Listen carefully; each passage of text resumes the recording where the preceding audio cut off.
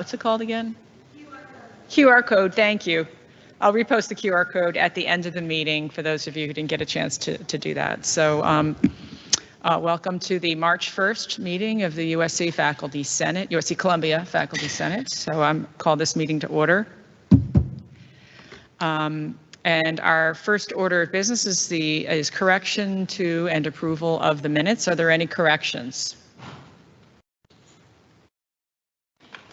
Do I have a motion to approve?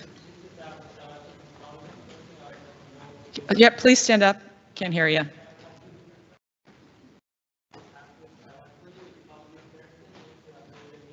Thank you. Oh, you can just say so moved. Second? All right. Any opposition? Hearing none, the minutes are approved. All right, our first order of business is a report from the president. And let me just say, the provost is not present today, so we're just going to get a report from the president. So I'll turn it over. Thank you, and good afternoon, everyone. My understanding is that you have a long agenda, and I don't want to make the meeting an even longer meeting. But let me give you some information from what has happened since the last time that we met. We continue to be in the most active part of the legislative season, and we had a very successful USC Day at the Capitol. It was great participation, specifically from our students. Many students participated, and makes a difference for the legislators when they see the students, and specifically students from their own districts. It has much more bigger impact than me showing up and showing with my pin and my USC ID. They realize that I'm on the payrolls, and therefore I will say everything that we want them to hear. They don't view the students as such, and they don't view several of you as such when you go and talk to your local legislators, and it has a much bigger impact. It was also very helpful to have the entire system present. All 7 campuses were here, all of them with their administrators, but significant numbers of students. Actually, the Columbia group was not the largest. Upstate brought a lot of people here, and they made a great impression. So that actually their presence and their advocacy on behalf of the university helps us when we go and make the requests, either for certain bills, or more specifically, what's the most important part of the first half of the legislative season is the budgetary issues. Now we are halfway through. Well, not exactly halfway through, but we are past the first step when it comes to appropriations. The House already has a budget that they proposed, and the way that this goes is then the next part of the process is the Senate has its own budget. In areas that there is no agreement, they go into conference, and then at the end, once the bill has gone from both House and Senate, it's the governor that has the final authority to sign it. It's a good first step that we have seen. We have seen recurring funds for tuition mitigation. They don't cover necessarily all the costs that we have, but it's important that tuition mitigation was a priority again for all institutions. It's a higher number than we had in the first pass, at least from the House. It's a higher number that we saw last year. We do have in the budget, there was part of the budget was $3.5 million in recurring funds to support internships for our students, and this actually is a very good piece of legislation, and we'll see how exactly it will be written, but it will incentivize our students to take an internship here in South Carolina, provide money for it in addition to their salary as an incentive that will be used the next semester or the same semester if they're doing it part-time to cover their tuition and cost of attendance. And eventually also in that piece of legislation that, again, it's in the making, there will be a reference to the employers that they are going to work for, giving them priority after they have an internship in hiring decisions. We have seen also an appropriation for a statewide brain health system that we asked for, and it's very encouraging to see it in the in the House budget, and also there is support for nursing education, and extended the amount that was provided last year, as we requested, to continue supporting nursing education across the higher education sector. Specifically for us, the most important part is the College of Nursing here, but across the system as well, when I put my hat for as president of the system.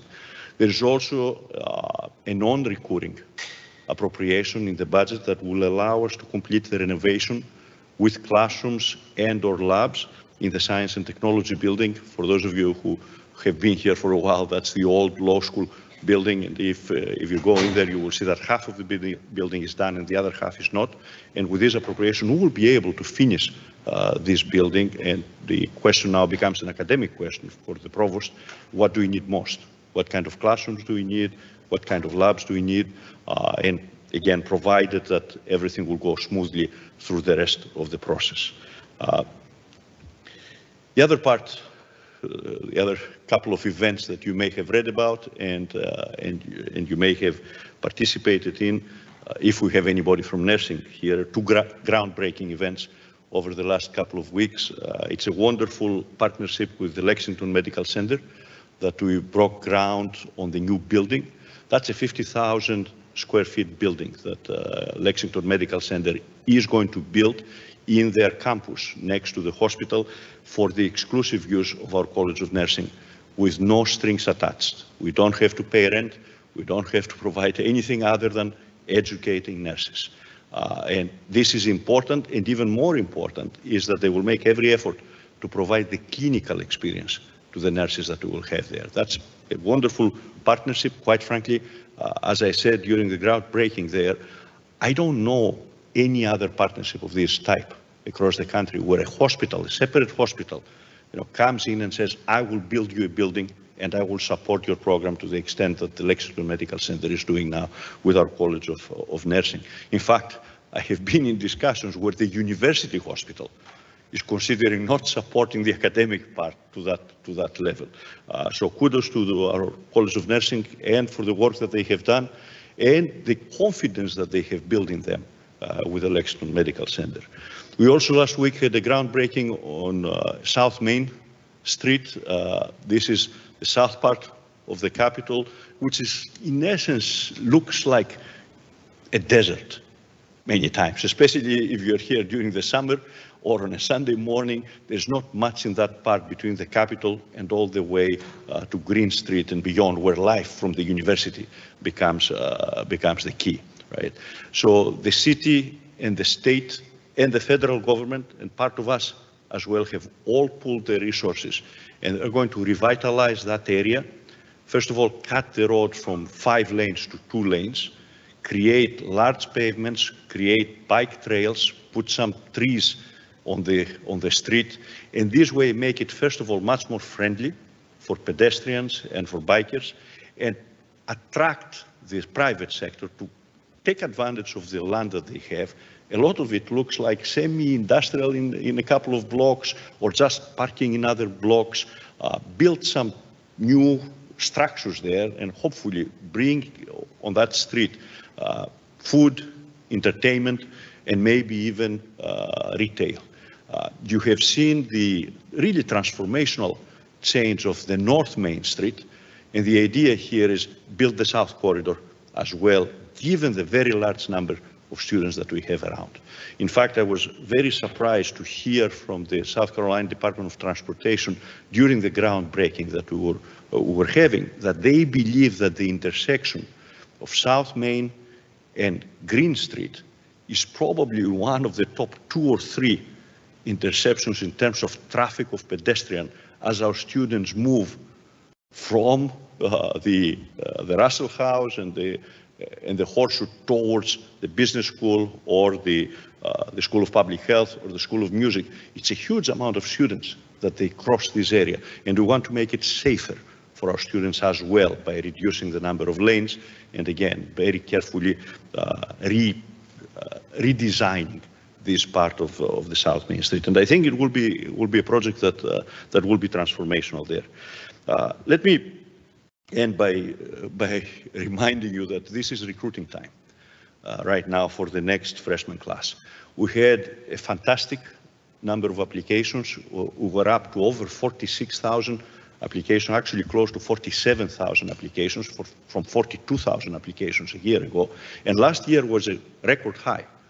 And to improve this record high by 11%. And if you break it down, what is interesting is that out of these 47,000 applications, 32,000 are from out-of-state students, and 15,000 are from South Carolina students. And by the way, the 15,000 from South Carolina students is a very large number compared to the number of graduates, of high school graduates that South Carolina has. In our best estimate, we are roughly 70% of the high school graduates who are prepared for college and have taken this SAT, right, apply to us. Right. And then we have a huge number of applications from out-of-state students. The final admission letters are going out this week and next week, and from here on we're getting into the next phase, trying to get the appropriate yield and get the best students to come and join us next fall. So you will see a lot of visitors visiting campus, looking around, try to make their decision. You play a very important role. They don't come here for me. They come here for you. They come here for the courses that they will take. They always ask about the faculty. They want to know, of course, you know, the amenities, the living conditions, right, the food and everything else. But the key is the faculty. Now, we hope that everything has been calculated correctly. Right? We are expecting that what we are targeting this class to be slightly bigger than last year, but not by much. Last year we were at 6,600 students, talking about 6,700 students or 6,750. It's like landing on a dime. You can make one mistake on one side or the other, even a couple of percentage points make a big difference. But please help as you see them around and as they come to the different colleges, help welcome them and encourage them to come here and have a wonderful education and experience with us. With this, that completes my report. I will be happy to answer any questions.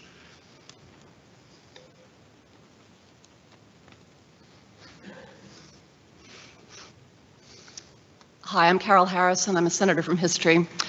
And I have a couple of questions about the Commission on Higher Education's request that USC and all the other colleges and universities in the state provide an inventory of all spending on diversity, equity, and inclusion.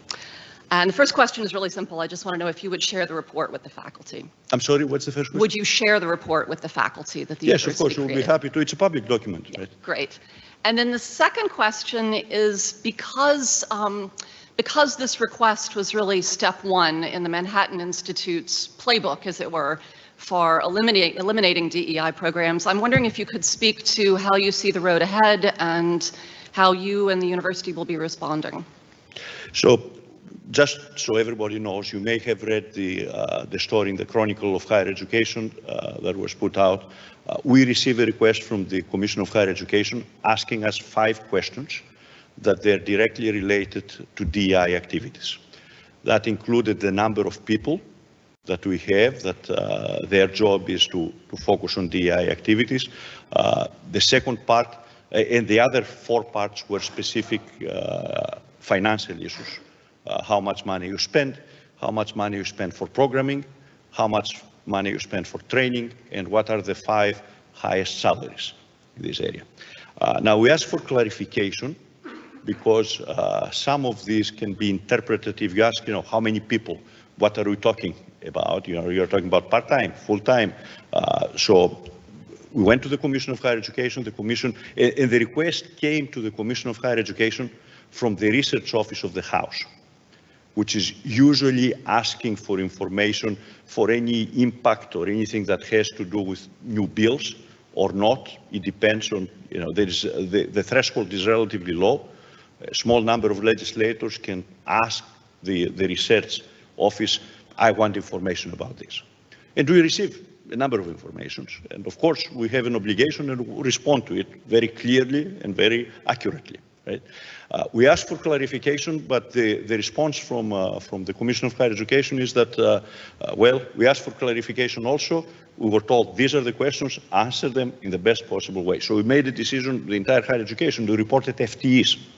Because if somebody spends 10% of their time and 10%, well, we wanted to make full-time equivalents. You will see in the report that we sent back that when you use FTEs, the FTE number is somewhere in the low teens, total number of people that they have these responsibilities. There's also some confusion about programs that they are focusing on minority issues. Are these DEI? What is DEI? The request was usually called DEI. I don't know what is usually called DEI means, right? So there is, to give you an example, the TRIO program, which is a federal program funded by the federal government, exists for decades now. And the decision was that we are not going to include TRIO because TRIO this is something that exists for a long period of time, is specific to scholarships, and it's different. It comes from the federal government. So these were some of the confusions. You will see the response that we made. Now, the second question was more like speculative, right? What do you expect? And you have to be careful about making speculations, political, especially in the political arena, because some things change or don't change. It is, yes, indeed, the state of Florida requested similar information. I'm not sure if it was verbatim the same or not, but it was very similar. The state of Oklahoma requested similar information. State of Texas did the same thing. And my understanding from speaking from with other presidents and chancellors, they anticipate similar requests. My understanding also, from what we know, is that the request through the Office of Research is not coming from the leadership of the House. It's not coming from the governor's office. There is a different way to ask it. Remember that in Florida it was the governor that asked this. It's coming only from a small number of legislators. So with this in mind, I wouldn't worry that much at this point. We'll wait and see where is this going to be and what kind of potential legislation is filed or not filed. It was just a question, and we answered the question is the way that I look at it.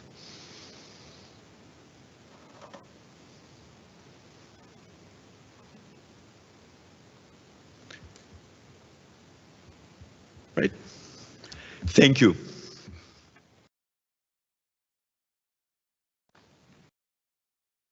Thank you, President Amaritis. So our next item on the agenda is not the provost. As I mentioned, she's out of town. But instead, we have two visitors, Dr. Porter and Lisa Gerald, to speak to us a bit on mental health issues among our students and accommodations for that. Sadly, as you all know, we have a crisis in mental health among the nation's youth, and they are our students now, and that it poses greater and greater challenges to us delivering instruction. And so it seemed like it was a good time for us to take a moment and reassess what kinds of resources are available to us. So I'll turn it over to you. I have your PowerPoint slides here. This is you, right? Yeah. Okay, I'll let you handle that. Perfect. All right. I'm Dr. Porter. I'm the Director of Counseling and Psychiatry. I'll try to stand to the side so that y'all can see me. I'm here to tell you about all the different options that we have for mental health treatment here on campus. I will say that we have lots of different things to offer. A lot of people think of mental health treatment as strictly one-on-one counseling, and we have many other varieties of treatment available to our students. The first thing I'd like to talk about are our wellness visits. So a lot of students don't meet criteria for a mental health disorder, but they could use help with stress management, with healthy eating habits, and we have numerous appointments available through our Healthy Campus initiatives that are available to be booked by them on My Health Space. We also have a program called Therapy Assisted Online that are a group of modules. Thank you. That are a group of modules That can be self-guided or along with coaching by therapists. This works out for the professional student that can't make it in to therapy appointments between, regular office hours. Students can access these online during the evenings, on the weekends. They can be self-paced, and so if they need to take a couple of weeks off and then restart again, they can access them there. We also have weekly groups that are free and unlimited to students. So we find that a lot of our students need coping skills rather than kind of intensive psychodynamic therapy. And we have designed several groups to target different types of coping skills. Students can sign up for those online. They run every week and they are unlimited. They can sign up for multiple groups at the same time. They run at different times each semester, so if they have a class that conflicts with one, it may work out for the next semester. We do have some of the groups that run during the summer as well. We also have our new Thrive at Carolina program, which can be accessed by going to the website Thrive at Carolina, AT, not the @ symbol. That has expanded our counseling reach through a company called Christie Health Campus. So they have provided us additional counseling resources that can be accessible either virtually or in person in the community. And students can access that by calling our crisis line, but also by going to Thrive at Carolina. We're working on a way to streamline the process so that students can get enrolled for those sessions just by going to the website. If a student does want to engage in individual counseling, we would ask that they schedule an initial consultation appointment where they'll sit down with one of our triage counselors. The triage counselor will sit down with them for about 45 minutes, find out exactly kind of what's going on and form a customized treatment plan for that student. That may include groups. It may include TAO, like what we had talked about before. It may include various resources on campus. Sometimes people need to talk to their academic advisor, but they'll have a treatment plan that's customized for them by a counselor. Their treatment may include individual counseling, and they will be referred into our clinic or out into the community based on the frequency of needs. We can see students about every 2 to 4 weeks. So we really want to make sure that we're getting students the help where they need it as quickly as possible. We also do have psychiatric providers in the clinic. I am one of them. So if students need medications, they can also be referred through that initial consultation to see me for medications. But yeah. And I will hand it over to Lisa Gerald.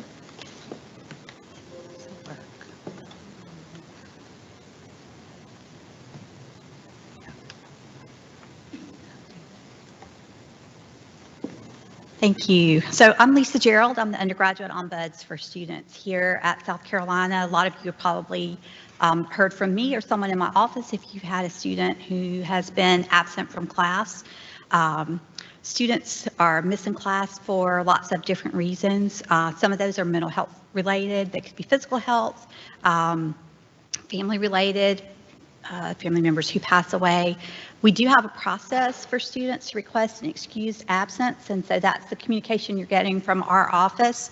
There's a little snippet here of our website. If you look under Need Help, there's an online form that we're asking students to complete. So they'll complete that form. They provide us with some documentation that we will verify.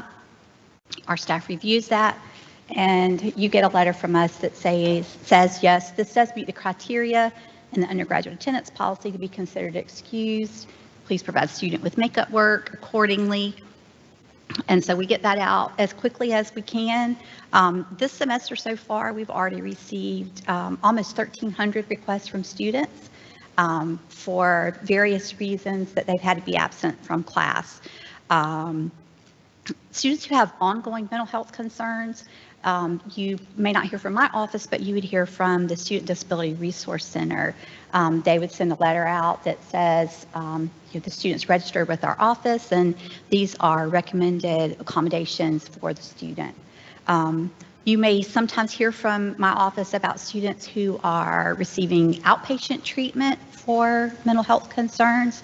That's a little different. It's a student who maybe doesn't rise to the level to receive inpatient care, but outpatient care typically is between 9 and 2 or 9 and 3, so it really interferes with students' ability to attend class. And so you may get some communication from us that says, can you work with this student for the next 2 weeks while they're getting some very important treatment? So we ask for professors to work with students as best they can in those types of situations. That's all we have today. Dr. Korsgaard asked that we be very brief, but we are happy to answer any questions you might have. Hello, my name is Liam Hine. I'm from nursing. I have a question for Dr. Porter about the student care and outreach team. I've heard reports where faculty have referred students and it may take weeks for a response from that team. What is the typical turnaround time? So for anybody who might be wondering, the student care and outreach team is a multidisciplinary team that can take any kind of concerned reports from faculty, staff, other students, other parents. I know that when they receive those reports, they typically will prioritize them based on what the risk involved is. And so oftentimes that may determine the length of time before a student is reached out to. As for their internal process, I don't know that I can speak to. I'm not a member of the student care and outreach team, but I do know that they get many reports, and so they have to prioritize them based on what they feel like is the most imminent risk that they can identify. Could you compare it to the previous outreach team that used to exist? If there was a crisis in the classroom or we had concerns about a student, we would call them. There would be a team that would be on it. How does this differ from the past setup? There was a team that would respond in the moment to the classroom? Some of you old timers jump in here. I believe so, that it was a centralized office. It involved the police department on campus. It involved so many different areas that they could respond near immediately. Mm-hmm. This sounds very like a different model than what I'm used to. I think if you have a situation that you need somebody to respond in the classroom immediately. Or at their homes. Or at their homes, correct. If it's during business hours, it might be helpful for you to call the counseling center so that we can kind of talk through the different options, or call Campus PD. The SCOT team, if they determine that if someone is at imminent risk to themselves, they will respond and they will send someone to go do a welfare check on a student. Okay, thank you.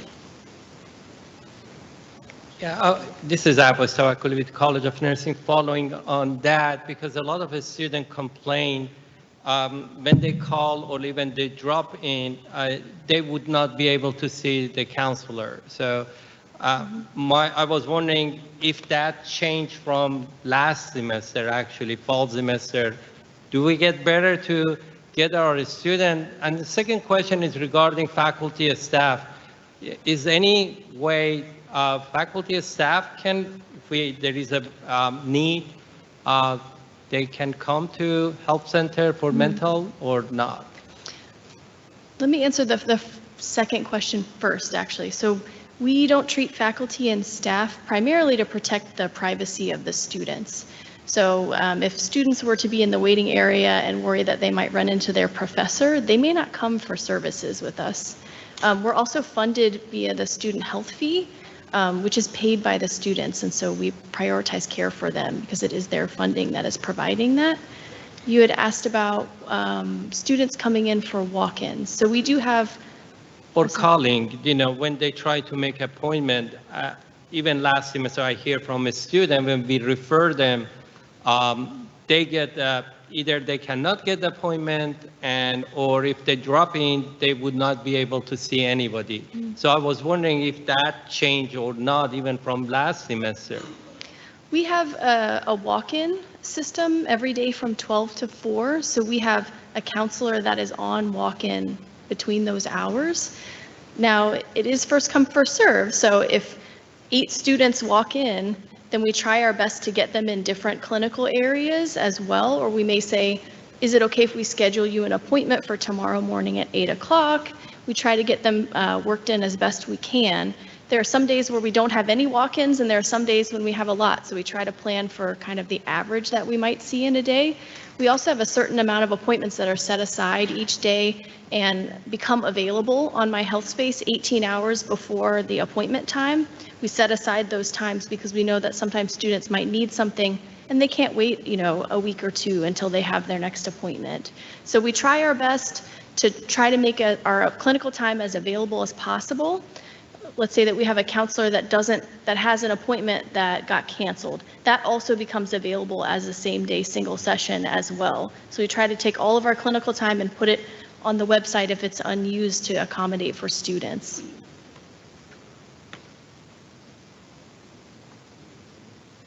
Sure. I was going to say, well, we do have an EOP program for faculty and staff. So you're right, that is the second part. So if you do need mental health treatment, the university does provide treatment through that program. Yeah, I'm Jason Stacy. I'm the AVP for Student Health and Wellbeing. I've spoken to your group numerous times about COVID, so you may recognize me from virtual meetings. But regarding the students and the walk-ins, we made a switch that was not last semester, but the semester before, because we have walk-in availability throughout the day. But we found that we were not utilizing those appointments, so we had counselors that were sitting, waiting for students to walk in, but in talking to students, they don't like to walk in and say, I'm in crisis, I need help right now. So we switched those around to be some web bookable appointments so students could make an appointment. They roll open 18 hours before the appointment time, so students the night before can make an appointment. We still do have walk-ins. It's in a ratio about 1/3 of the same-day single sessions is what we're calling them. We're using kind of a model of what we have in primary care and sports medicine and some of those areas where students need help in the moment. They can make an appointment the night before. But we still do have walk-in availability, so we haven't changed anything as far as that's concerned. And if you need something with students, let us know. We'll try and make accommodations. But oftentimes we offer appointments, but they say, well, I have class at 10 o'clock, so I can't come at 10. The next available just pushes things out. And so it's not always a perfect system, but we are working our hardest to squeeze everybody in, get everybody seen in the moment. And then, as Dr. Porter mentioned, that Christie Health campus add-on that we have provided for the students here is 24/7, 365 days a year availability to talk to a human being that they have an app that they can download onto their phones, and any one of you is welcome to put it on. It's called the Campus Well app. Mm-hmm. You can see what the students see. It's branded through South Carolina, so it looks like it's through our health center. Students can push a button to direct them right, and their cell phone will call an individual, and they average 15 seconds, I think, to answer. And it is answered by licensed clinicians. And so they can do a risk assessment, and they have information about our campus so that they can help involve the facilities or the police if they need to, or they can get them resources here on campus because we have communicated all the things they need to know as counselors that are affiliated with us. So we hope that that's helpful. Yeah.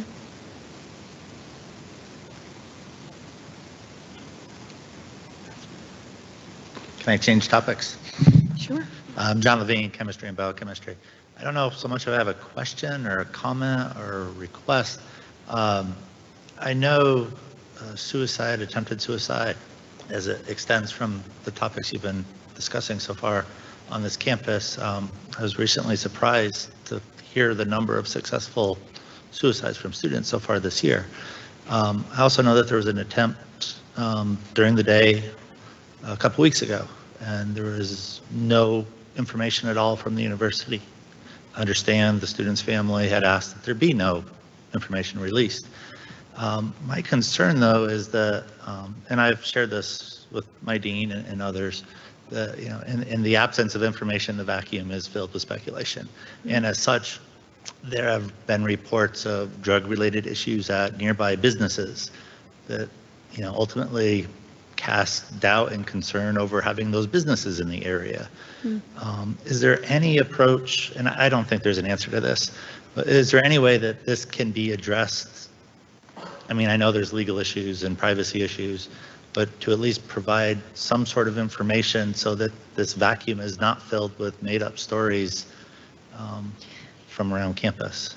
Sure, and it can be very difficult. We try to respect the family's wishes, and a lot of times families don't want us to share information, and then we can't. There are also some standards about talking about suicides that are on campus that prevent us from sharing a lot of details as well.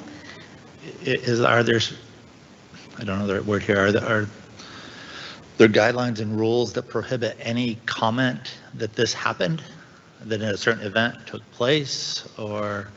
There are not guidelines about talking about it in general. There are certain guidelines about how much detail to provide, whether or not things like vigils are not recommended, those kinds of things. And we try to follow those pretty closely.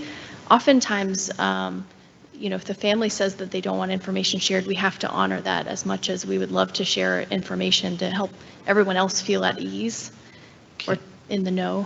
If the family requests, and I don't want to drag this on, we can continue this conversation later, but if the family requests to not share information, does that mean the university cannot make a statement that says an event occurred on campus this day in this general location? If you need any assistance, please see so-and-so? I think there have been statements like that. I think that it's mostly that we can't release the person's name. We can't release what I would not happened. expect any of that information. Yeah. I don't want any of that information personally. Yeah. But I'm dealing with some send it. colleagues now who this is their second or third attempt or successful suicide within the past several months, that are not necessarily be given official direction on this, and that's bothersome to me. Usually we will send out a message with resources indicating if you're struggling, here's how you can receive help. I'll follow up with you all at a later date then, because Okay, all that thank you. information was absent.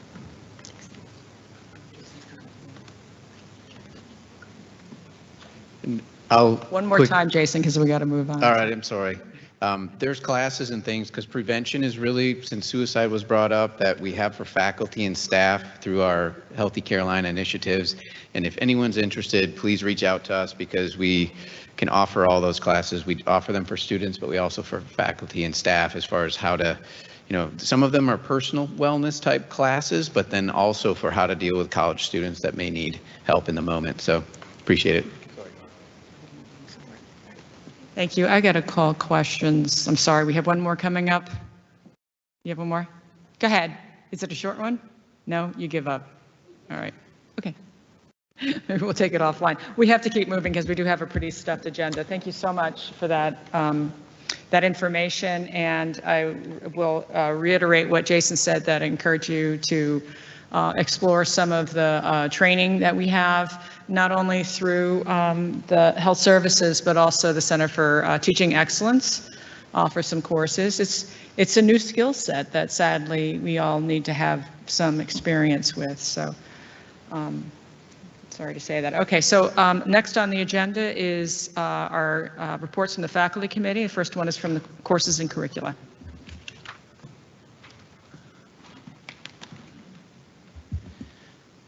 Thank you. The Faculty Senate Committee on Curricula and Courses met early in February to discuss course and program proposals that were submitted through the system. And as a result, we move that the Senate consider 9 proposals, 7 from the College of Information Science and 2 from the Darla Moore School of Business. I will note, if you read the report that's online, the 2 from the Moore School of Business were left out of the header at the top, although if you scroll down, they are very much in the proposal. So I apologize for any confusion resulting from that. Because this is a standing committee, there's no need for a second, but is there any discussion?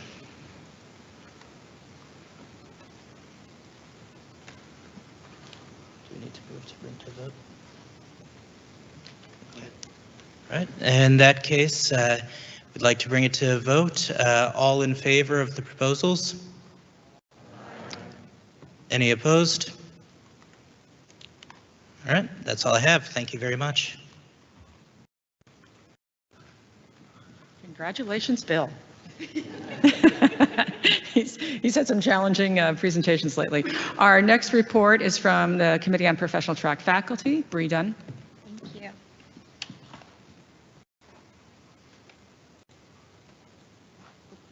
Well, it was up there. Yes, we did have it up there, but I also saved it here, so no problem.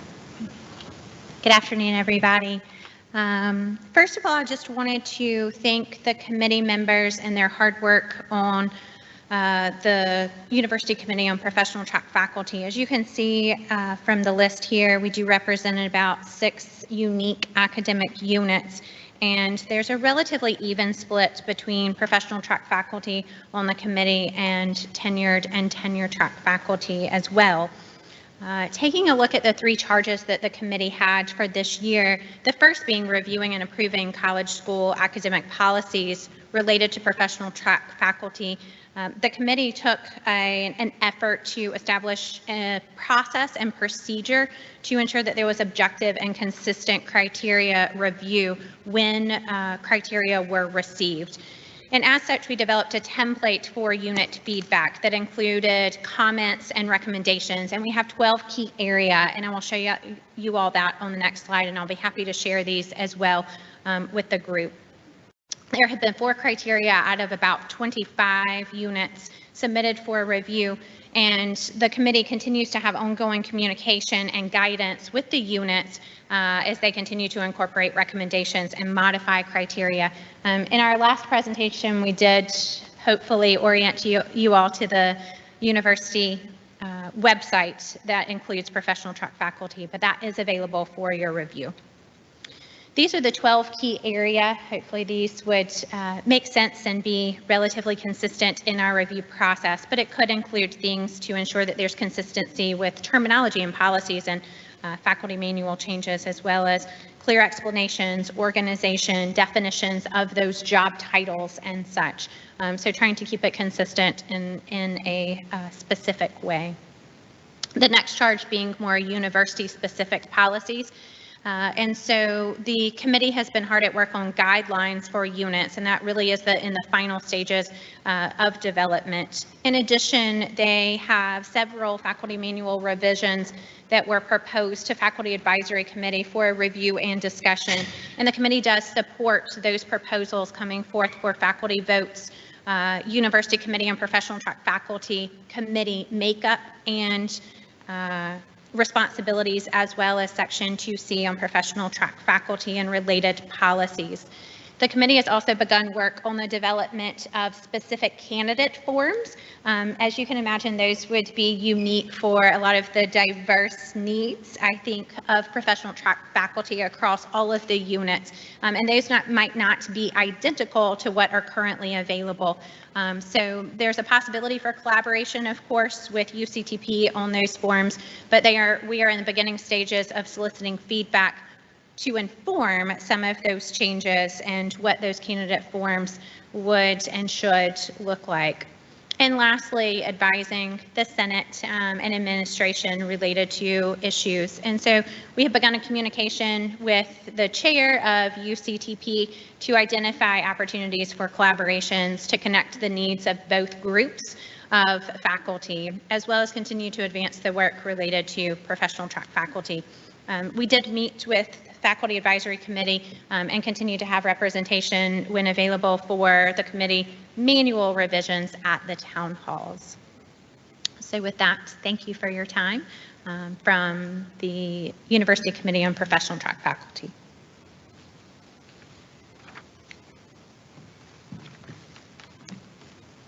Are there any questions? Thank you, Bree. Thank you. All right, our next item on the agenda, I believe, is the Faculty Advisory Committee. Bob Brookshire, Chair, so I'll turn it over to you. Wait, one second. Yep. I'm sorry. Any latecomers who are senators, just make sure you're sitting in the front section so we can recognize you for Q&A. All right. We have a few items to bring forward for your consideration. Hope I can find everything here.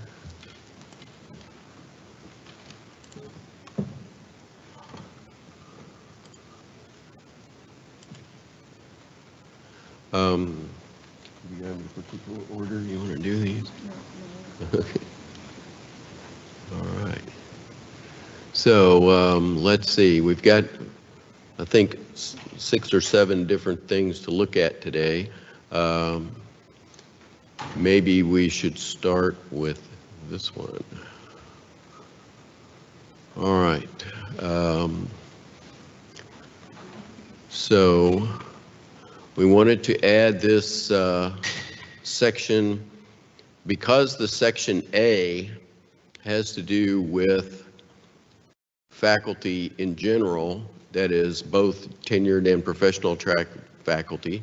We wanted to have some definitions in the faculty manual to say what faculty members are. And this is the proposed language for that. I don't know if I can. I hope everybody's had a chance to look at it before today.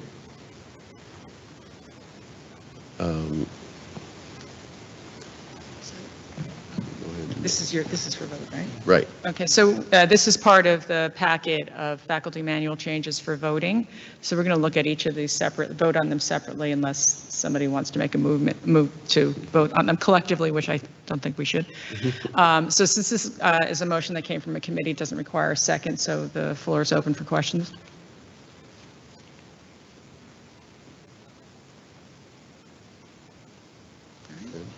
Hearing none, all in favor? Opposed? Wonderful. Thank you so much.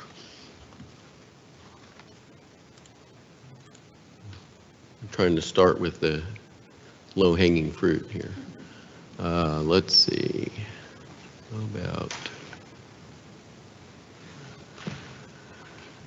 this one? All right.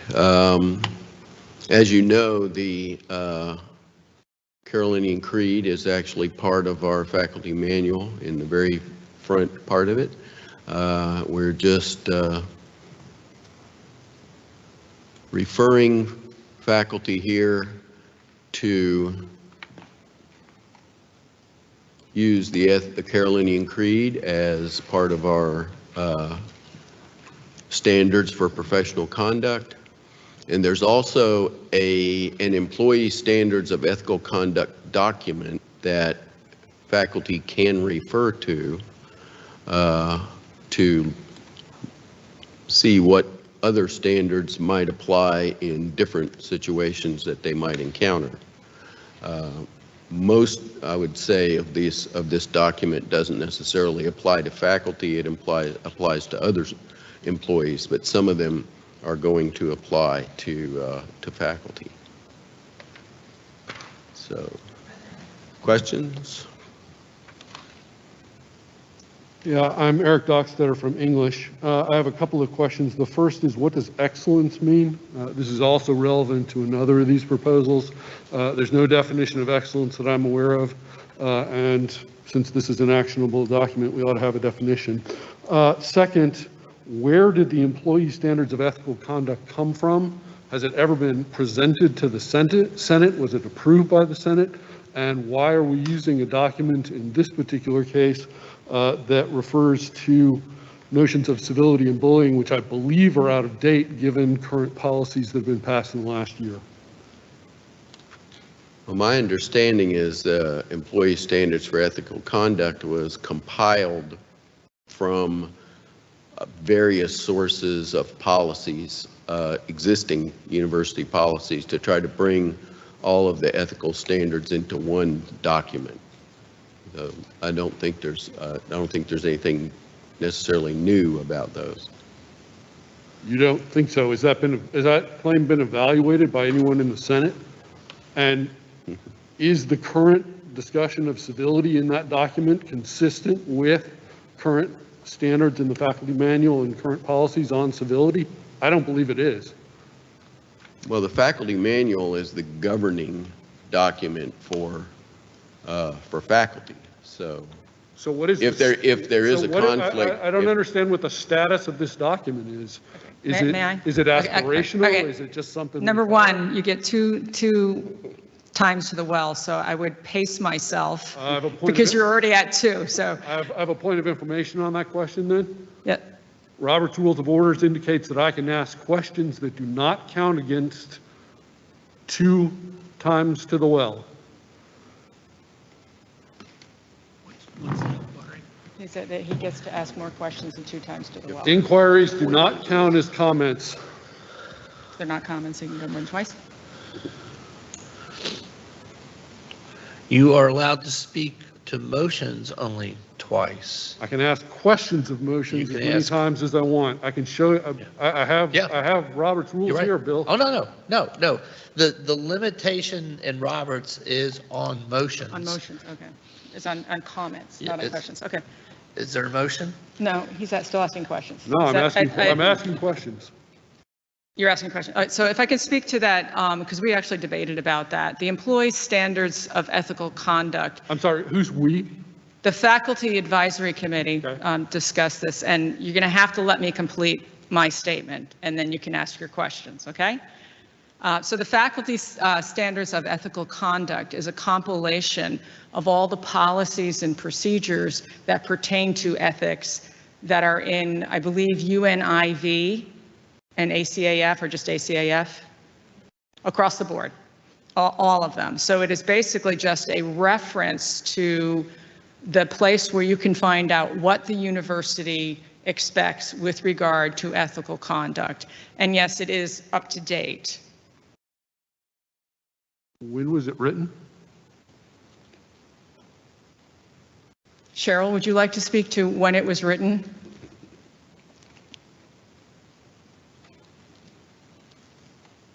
I do not have a specific date. I want to say it's about 3 years. And the document itself has not been updated, but the document does not establish policy. The document puts a narrative around existing policies.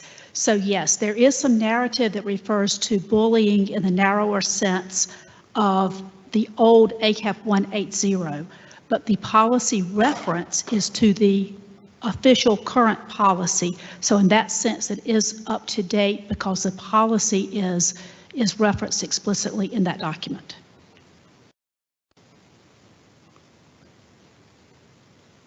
One other question then is, in light of Professor Addy's comments, what does articulates expectations mean then?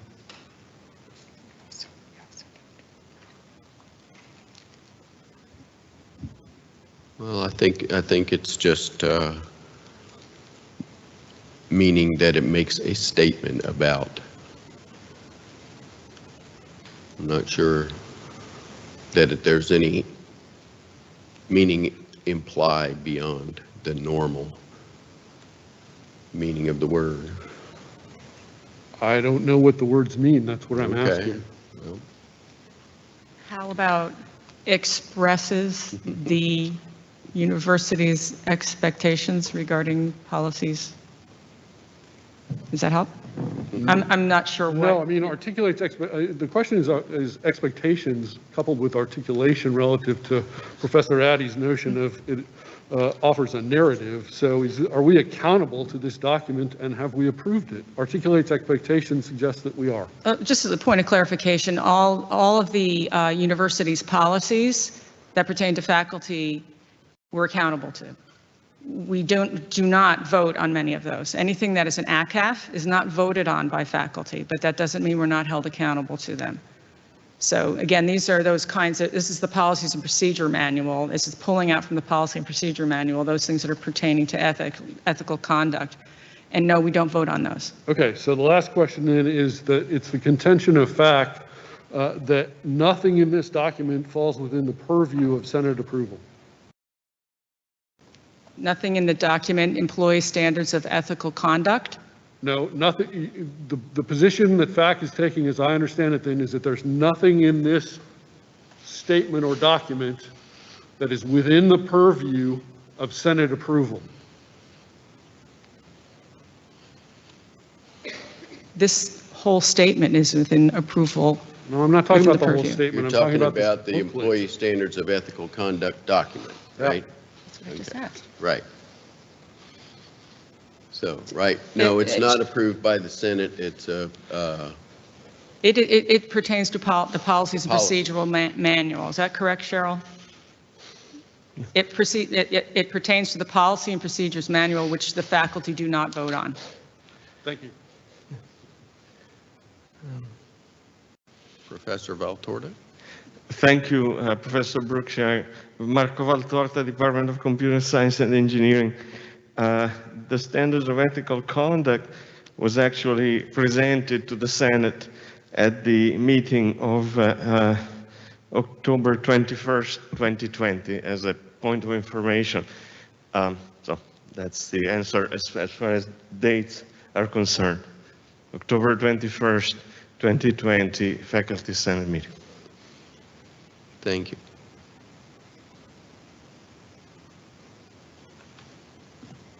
Any other questions?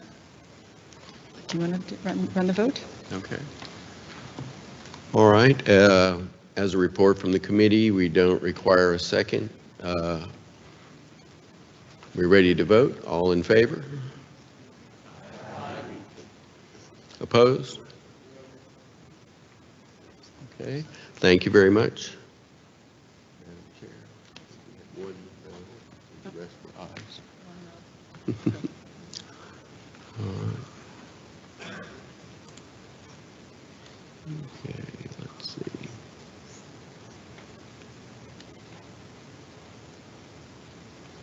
All right. Let's look at this one next. All right, the intention of this proposed revision is to require annual performance review of all faculty regardless of rank or whether they're tenure track or professional track.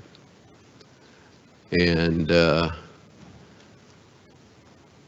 because of the way that,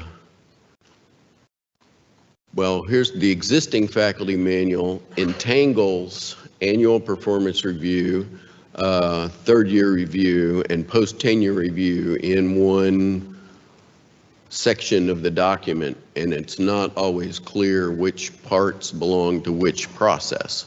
So one of our objectives was to try to disentangle those three processes and make sure that annual performance review applies to all faculty, and then we'll separate out those reviews that apply only to tenure track faculty. So let's see now. Senator Minette, you had a friendly amendment, I believe. Yeah, I have three. Sorry, everyone, sorry. So Mark Minette, Faculty Center from English. The first proposed amendment is to add when available after regardless of track or rank. Let's see if I can find your document second here. bullet point. I think you just had. Okay, are they both in the same document? All three, no, that's the academic freedom one. You want the, So this one is the academic freedom. correct, if we get to it. I'm trying to find the other one. But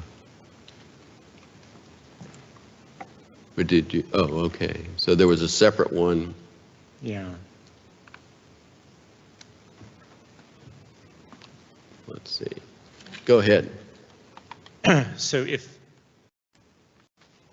right, so the first proposed amendment is to add when available after regardless of track or rank under the second bullet point.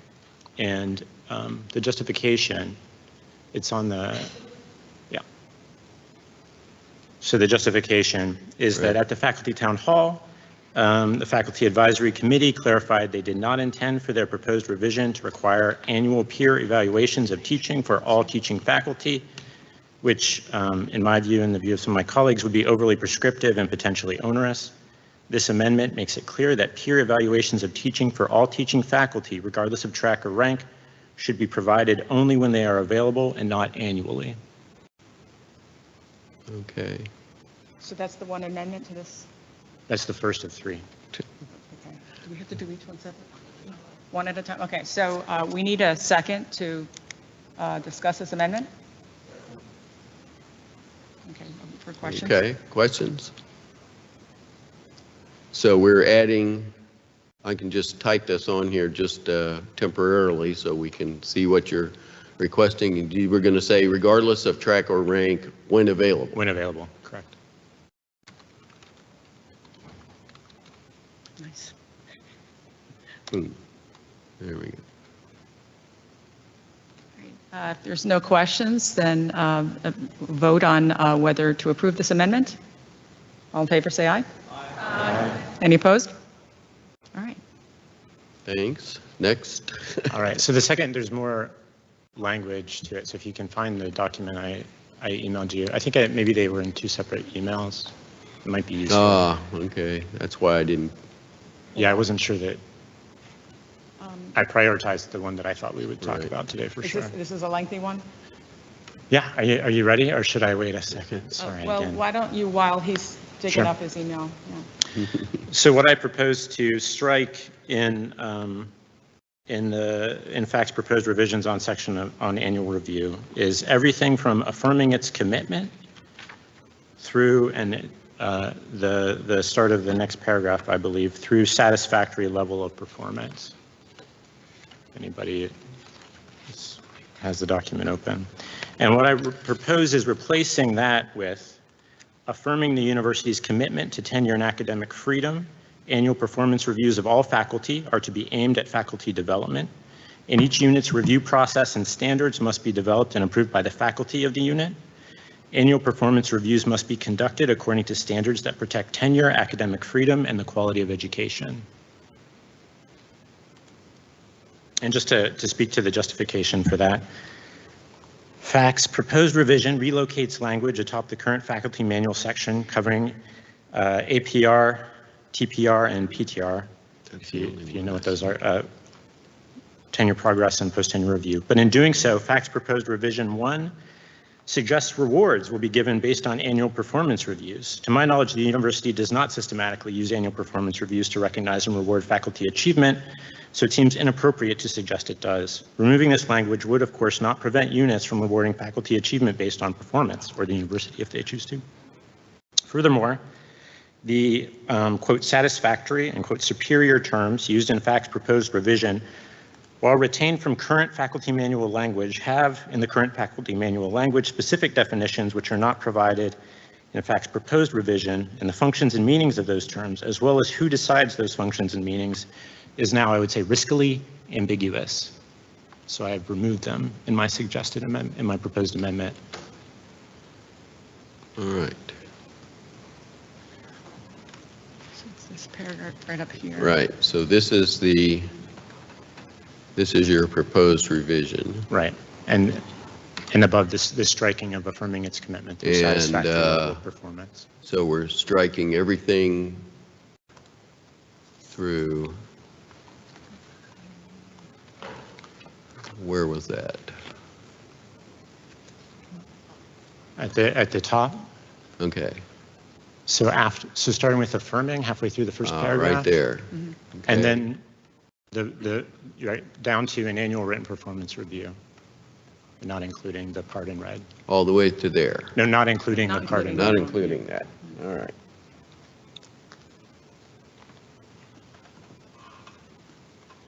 And I can restate the justification now that it's visible if anybody wants to hear it.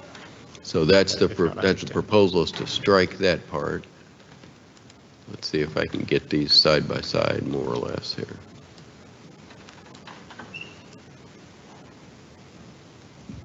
So we need a motion to discuss this amendment? Okay, so any discussion?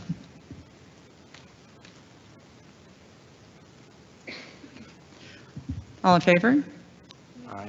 Opposed? Great. Your third amendment. Okay, thanks.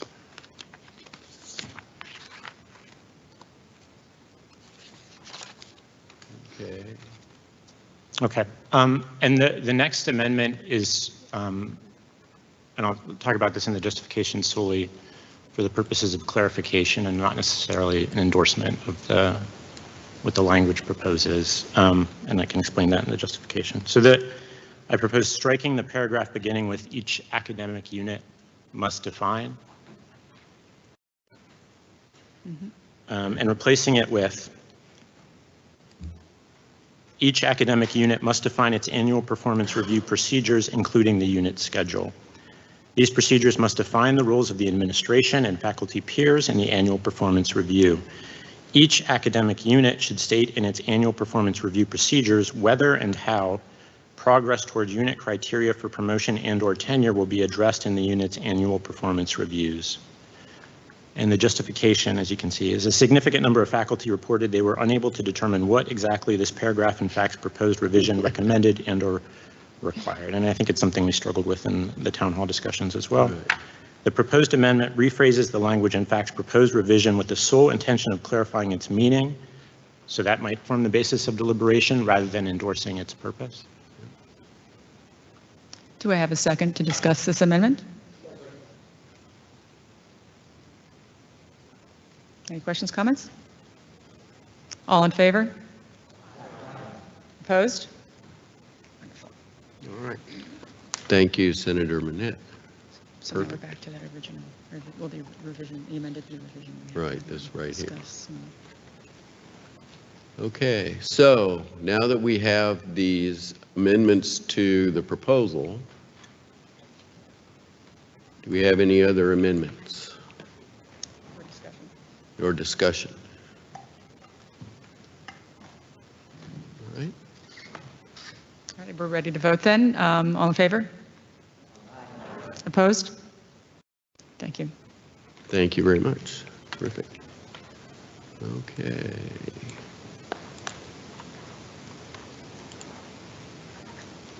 Let's see.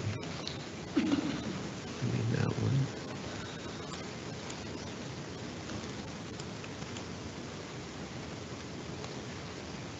All right.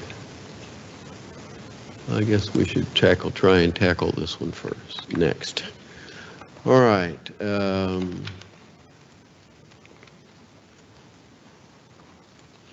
So this is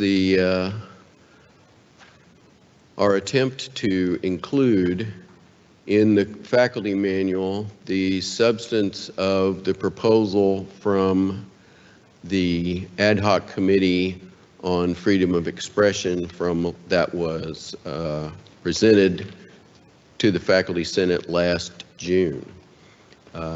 And their proposal was to include something along these lines in the faculty manual.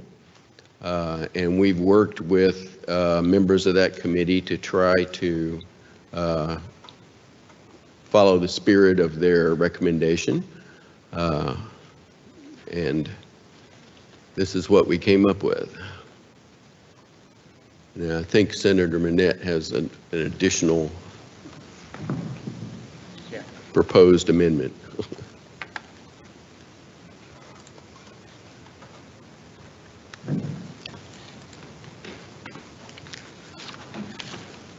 So again, Mark Manette, Faculty Senator in English. So the first proposed amendment, sorry, give me 1 second.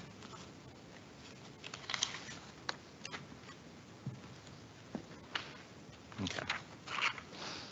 Is to strike, the first proposed amendment is to strike, shall not introduce controversial matters that have no relation to the subjects from the fourth from last paragraph.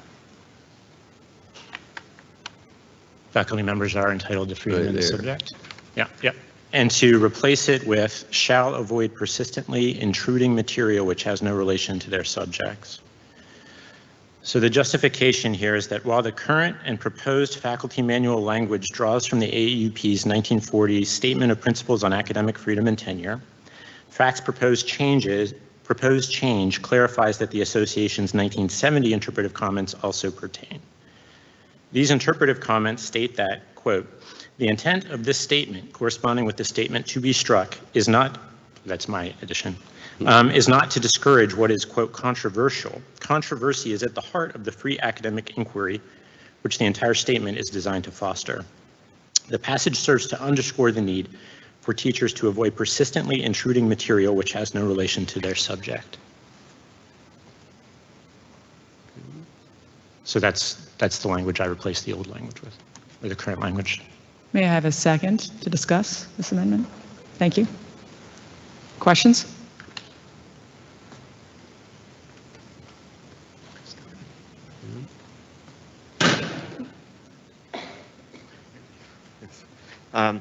Marco Valtorta, Computer Science and Engineering. I wonder whether I could propose to include the word controversial past intruding. So shall avoid persistently intruding controversial material which has no relation with the subject. I think the word controversial, which was in the original 1940 statement, should remain. Let me explain why I'm worried about this. Suppose a teacher talks about something that is not related to the topic at hand, but that is not controversial. Maybe a discussion of a basketball game, would that be a problem? Am I expected to make a motion on this? Or? Bill, does he have to make a motion? He's opposing I think that's just, you're just opposing that statement. You want to go back to the original statement? Or could be considered a friendly amendment? I don't know. Respectfully, no. No. Sorry, okay. Oh, I got it. You have it there, but I can't find it on the agenda. I would like to withdraw my comment. Okay. Okay. Oh, okay.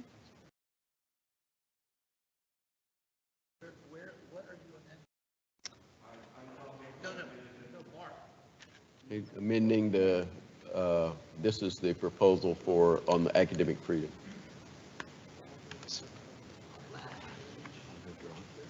I think it's. My last page is different. Okay. Thank you. All right. We found it. Thank you. Are you really withdrawing your? Yes, I'm withdrawing my suggestion. Okay. Thank you.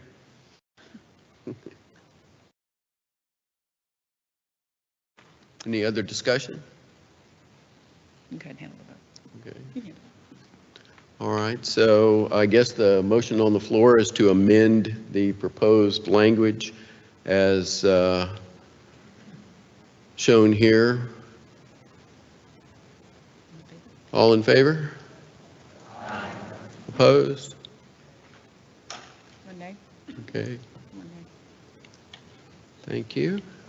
All right, Do you have another one? he does. Thanks for your time. So the second proposed amendment is to add as a new paragraph before the paragraph that begins when faculty members speak or write as citizens, the following. Academic freedom and faculty governance are inextricably linked. In order to participate effectively in governance, faculty must be free to speak truthfully and factually.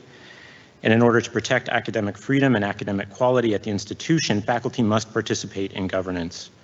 The protection of the academic freedom of faculty members in addressing issues of institutional governance is a prerequisite for the practice of governance unhampered by fear of retribution.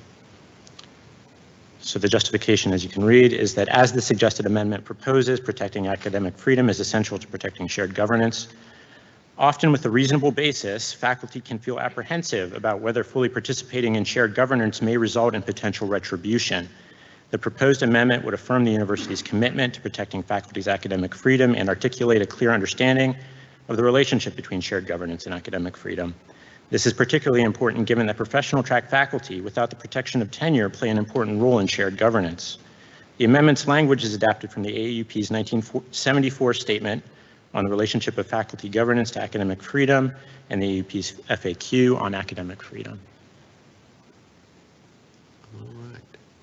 Do we have a second? Okay. Any further discussion?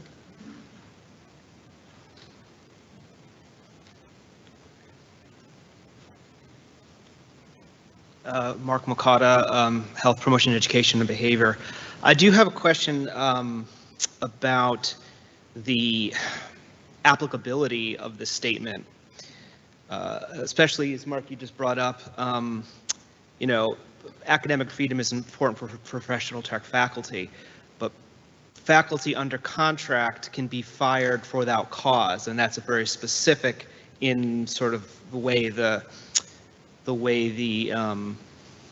positions are laid out. So can this actually provide any protection for faculty when it specifically says that certain faculty members have no recourse if they are fired? I'm just trying to understand how the spirit of what's being said actually meshes to the possibility of what can happen. I'm looking at Cheryl. I believe that contracts cannot be disrupted. You cannot be terminated prematurely without cause.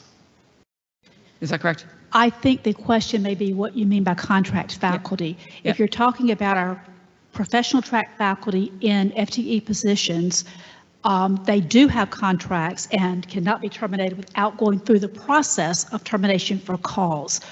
The one loophole here would be those who are hired as temporary faculty, that are basically our adjunct faculty, because they can be terminated without notice.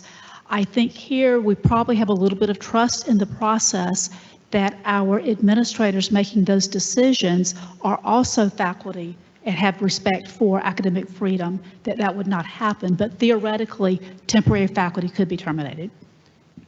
Mark Makata, just for clarification too, there are full-time professional track faculty who are TGEs, especially in the research tracks. So it does go beyond adjunct faculty. And I appreciate the call for trust. I just wanted to bring up that point before we move to amend so that we understand what this means. Research grant faculty are not temporary. They have contracts. Right, but we're still temporary grant employees under people for but example, it's a separate category. It's a separate category. Mm-hmm. Okay. Yeah, I'd have to check on the legality of that, but it is a separate category. It's a little better than temporary. So, but I'm not 100% sure on that. Right. We are, however, intending, as you'll see later, to try to put some standards and procedures into the faculty manual protecting the rights of professional track faculty. That's going to be in the coming events here. And sorry, Mark Burnett, Senator from English. It seems like that question would pertain to the entire section's language on academic freedom as well. So it's definitely something I think that needs to be addressed. I don't know if it can be addressed solely in this paragraph, though.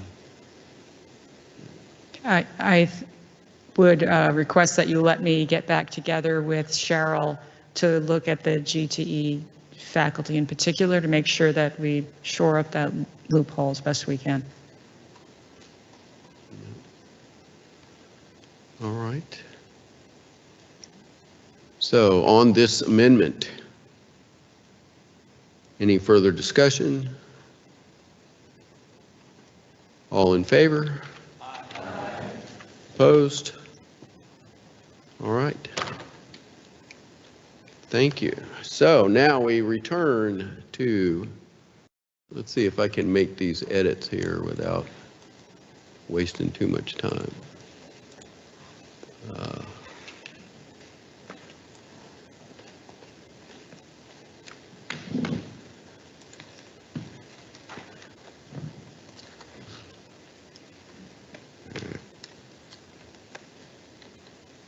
Okay, so that's that change.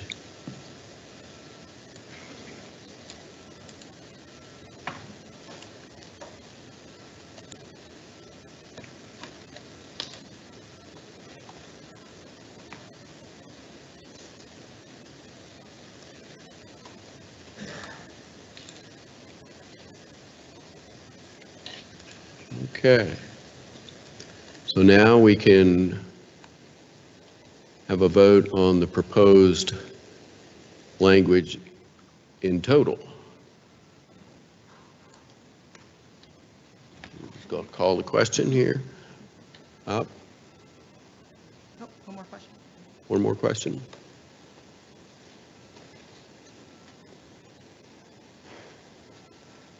I appreciate Carol Harrison's work on this, and I appreciate the committee's work on this. I don't think we should vote on this today. I think this arrives in a form that is not current with the contemporary debates over the issues about which we're talking about. I think this proposal may limit us, it may have unexpected consequences, and I think there are a number of questions that we have to take up as a body. I don't believe we've had a debate about this, and this is a document about having debate. There's no record in the June minutes of this forum to indicate that there was a significant debate. My understanding of the town halls were that this was not something that featured significantly. I think there are a number of basic questions that we have to address. The first question is, what is the difference in this document between the First Amendment, freedom of speech, and free expression? Those are not the same things. And this document conflates those things to the detriment of the document. The difference between freedom of speech and freedom of expression is substantial.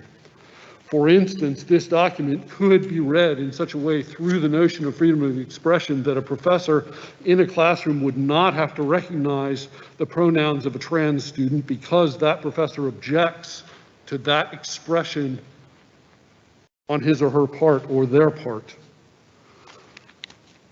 This document potentially allows people in the student health or student health services to deny particular services. This has happened on a number of campuses and in a number of places and in a number of pharmacies, and I don't think we have a sense of what this document means in that respect. There is a difference between the First Amendment, freedom of speech, and freedom of expression. I think this document confuses academic freedom and the First Amendment and freedom of speech and freedom of expression. I appreciate the concern for this document for academic freedom, but I don't know for myself, and I don't think we know as a body, what the relationship is between this document's definition of academic freedom and this document's non-definition of free expression and the First Amendment and freedom of speech. Which one of these goods holds the other? If you can't answer that question, I don't think you can vote for this. I think this document is naive to the Grassetti decision and its progeny, which have fundamental implications. You can look to Florida this week, last week, and the week before in terms of whether the state government has the capacity to define us as faculty members as state actors or non-state actors or state actors that the state can control. The Grassetti decisions and the Grassetti progeny have to be taken into account. This document is a reflection of work that was done on an initial proposal that was modeled on the Chicago principles, and that debate's over. If you're still worried about that debate, you are 3 years behind the times. We are in a fundamentally different position relative to academic freedom and free expression right now. This document is silent on the question of whether hate speech exists. It is silent on the question of its own understanding of how speech constitutes action, the difference between persuasion and violence, the meaning of assembly, and the requirements for debate. This document relies on a liberalist notion of debate and free expression coming straight out of Mills, which is tied to Mills' understanding of how we should civilize the barbarians. I'd be happy to provide that text from Mills. I brought it with me if you like it. This document relies on a balancing test. The Chicago principles explicitly say that civility is trumped by free expression. And this document doesn't say that, and I'm not sure it should. I'm opposed to the initial proposal that was presented, I think, in 2020 or 2021. That was deeply problematic, and I believe this answers many of the problems, but it raises new questions. Does civility trump free expression? The Chicago principles say it does not. That part of this document, which is still relevant to the Chicago principles, creates a balancing test, but it does not speak to that balancing test. Okay. I don't think we're ready. I don't think we've had a debate.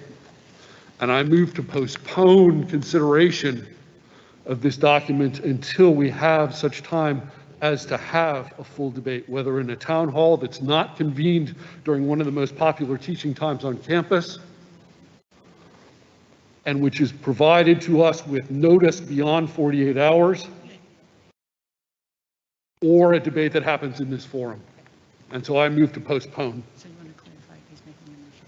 So are you making a motion to postpone consideration? I am making a motion to postpone consideration of this document. Okay. Is there a second? Okay. All right, discussion?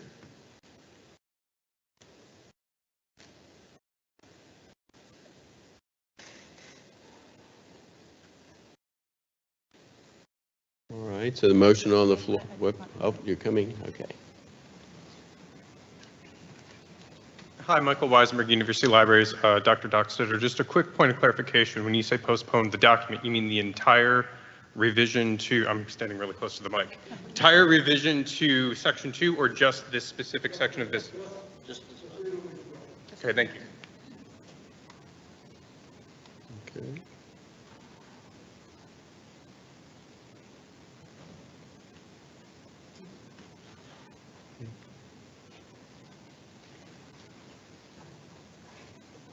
Mark McLeod again, HBEB, sorry. I'm trying to understand sort of what this means as a statement or what it means as policy. Because what we're talking about is a statement of values, right? But it seems that there's a concern, and perhaps rightly so, that this could be used against us as on matters of policy. And I don't understand how this could be used for that purpose. And I think I would need clarification on how, again, this translates to some of the concerns that we heard. If we have this statement, but those things are clarified within our policies, what does that mean? And what is sort of the meaning of these words as far as how they can be used to act in certain ways, for example. Thank you. I want to make a clarification. Okay. The technical term is we're laying on the table the motion. We're not postponing. Postponing has, what you want to do is you want to lay this on the table, right?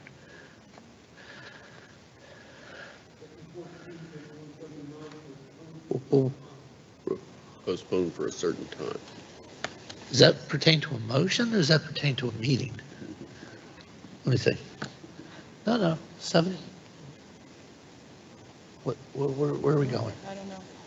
What's your site? I can't, with the lights and all, I can't see. Right there. And I've got my computer glasses on. I'm on the left side. All right, so 14.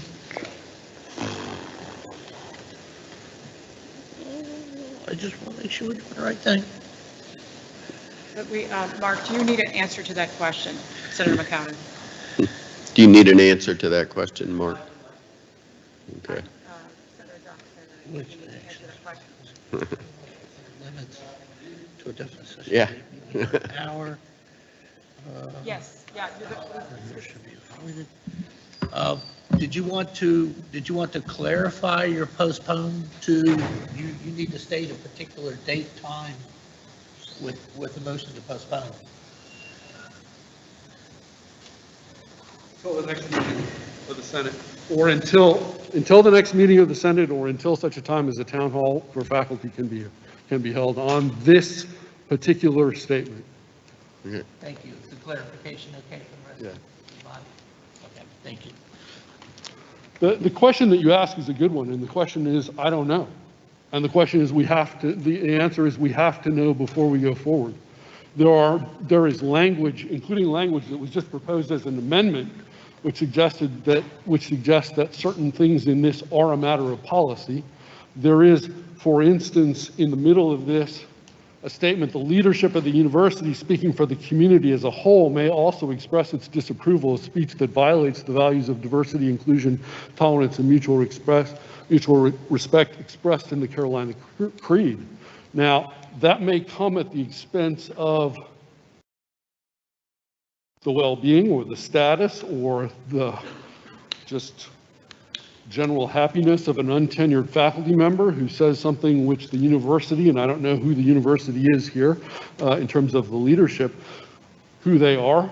So I think there are a number of things that are potentially policy aspects of this. I also think since academic freedom in some of the other documents is expressly identified as something that is actionable, we have to understand the relationship between academic freedom and free expression. I think there's a policy and an aspirational element there. I also, finally, just one other thing. Well, there are matters of law invoked in this statement as well. Right, so it's possible that this part of this is actionable. And the last thing I'll say is part of my objection is what's happening in Florida, right, where the state government is trying to define faculty as a certain kind of state actor. A certain kind of state actor who may or may not be able to say what it is that they want to say when they want to say it relative to the provisions of academic freedom. And I don't want to create a document that's aspirational or symbolic, which I take to be very important, or policy, which doesn't understand whether we're making ourselves vulnerable as a function of the way that we're defining ourselves relative to the idea of the freedom of speech or the First Amendment or free expression, which have fundamental implications for state action. Those are the Garcetti, that's the Garcetti decision in federal court and the progeny. There are 4 of them now. All of them speak to this question. That's what I would offer at this point. Okay. All right, so the motion on the floor is to postpone, right? The next meeting. All right, so let's see. We had a motion to postpone and a second. All in favor? Aye. Opposed? That's the motion carries. All right, motion carries. So we'll postpone this one until the next meeting. Let's see.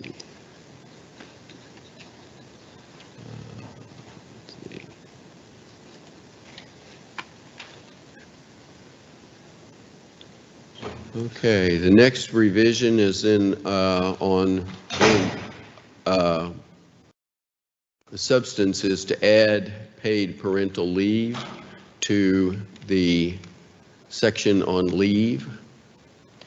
And there's also a little introductory section, paragraph talking about how the university offers leave benefits. Different kinds.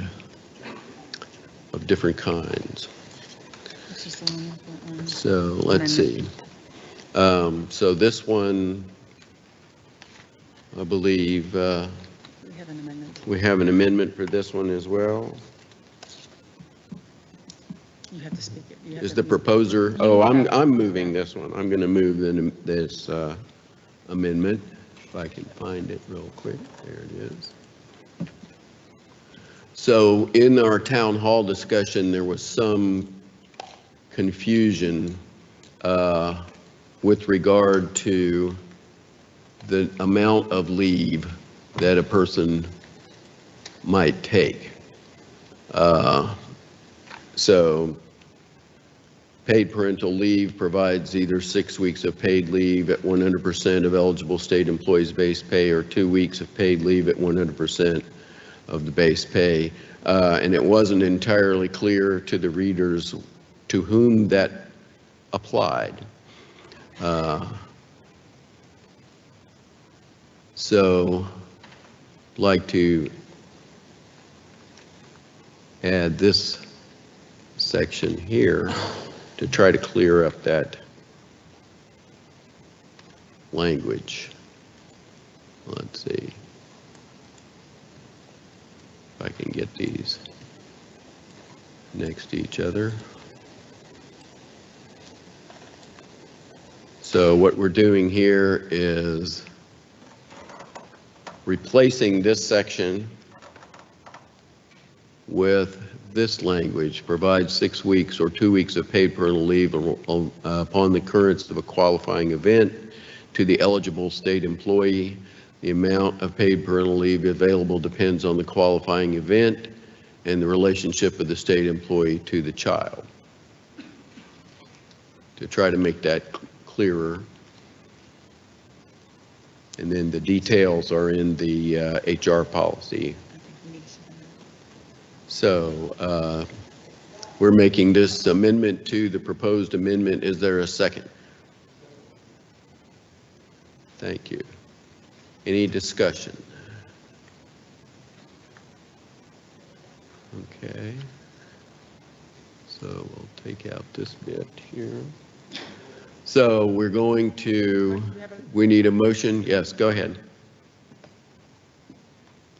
Andrew Gross from Mechanical Engineering. If HR 1.08 gets updated, then the faculty manual will be out of sync with it. So I just want to raise that as a possible issue with this amendment. Yes, that's an issue, and that's been brought to our attention. There are many places in the faculty manual that refer to various academic policies, and we are in the process of trying to make a statement to insert into the faculty manual about how those policies are to be interpreted. Are they to be interpreted at the time that the faculty manual was approved or at some other later time? So we're gonna try and clarify that very issue. Yeah. But generally speaking, the faculty manual trumps policy. So what is stated in the faculty manual will be the law, I guess. The governing, right. Other comments? Yeah, Eric Dockstetter from English. What does healthy mean and who decides in the first paragraph? Which? First paragraph. Yes, what again? What does healthy mean and who decides what healthy is? This document says that I'm to maintain a healthy balance between work and home life. Oh, back up here at the top. Up there? Okay. Yes.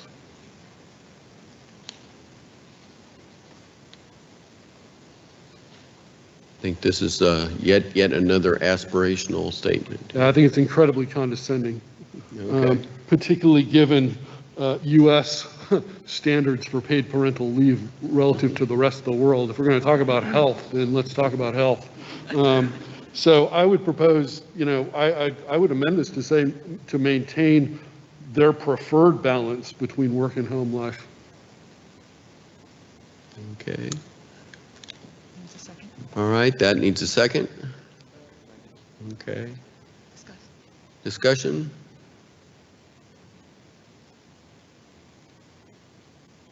All right. Say again. Sorry, we have two amendments right now, right?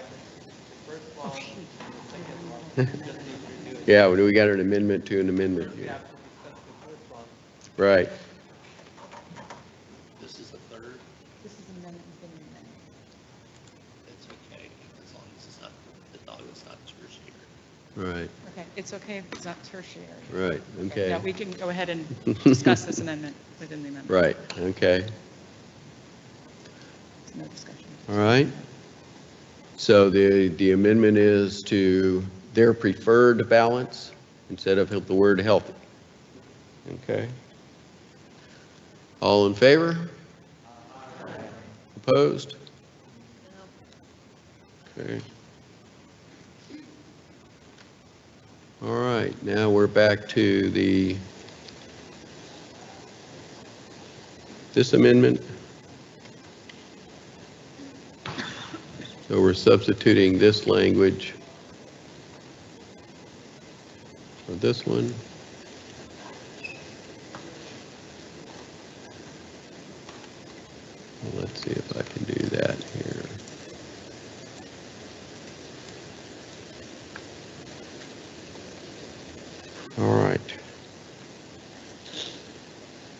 So the substitution, we're going to vote on that next. All in favor? Opposed? Thank you. Okay, now we're ready to vote on the entire change. All right. Further discussion? All right, all in favor? Opposed? All right, thank you very much. Only about 7 more of these to go. Let's see.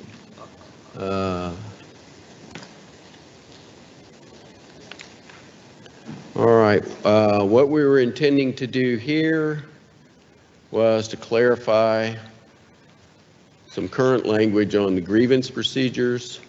So there are 3 different kinds of specific grievance procedures: grounds for grievance on non-reappointment, grievance procedure for denial of tenure or promotion, and grievance for termination of faculty for cause.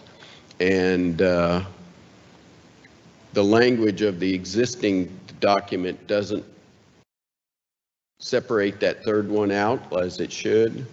So we're also trying to clarify that other grievances beyond the ones included in those 3 points are resolved through the process of going through the department level to the dean and to the provost. And then after that, the grievance procedure is to follow the process that we passed last year, the amended process to create the faculty appellate panel. So, any discussion?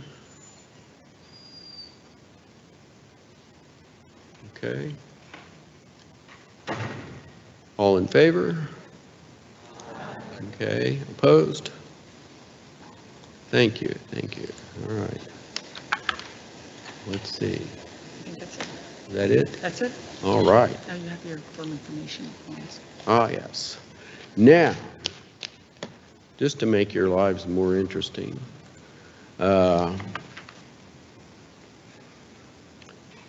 as we said in previous meetings, our objective is to have Section 2 of the faculty manual be divided into 3 parts. Part A applies to all faculty, Part B applies to tenure and tenure track faculty, and Part C applies to professional track faculty. So we have posted on the Faculty Senate website our proposals for Section 2B. Just want to briefly, not going to do a lot of discussion here. Our intent was to try to keep substantive changes to this section to a minimum. And you'll see that there's just a few places where we've made substantive changes. Here's one, earned doctors. We're going to change earned doctor's degree to doctoral or other appropriate terminal degree to include other terminal degrees. And that's in all 3 of the ranks. The instructor section has been moved to Section C. Jointly appointed faculty has been moved to A. This section's moved to C because it's about professional track faculty. This section's going to A. We're moving this section down as we're moving things around about the tenure track faculty. We're trying to follow the faculty members' lifestyles or life cycle. So we have appointments, then we have third year review, and then we have tenure, and then we have post-tenure review. And we're trying to lay out the manual in that order rather than mixing up different kinds of reviews. So the probationary periods moved into the part about that. Everything else you can see here is no changes. We're trying to change tenure track to pre-tenure for clarity. Here we're suggesting that external reviewers of packets should have at least the rank status for which the candidate is applying, and that they get the same, all reviewers get the same materials.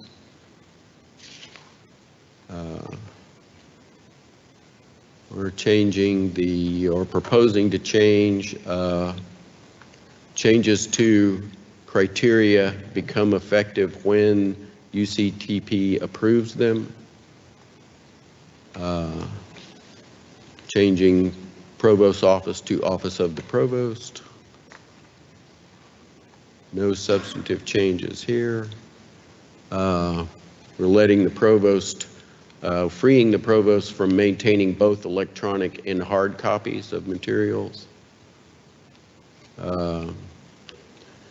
For the maximum probationary periods, we're restricting the,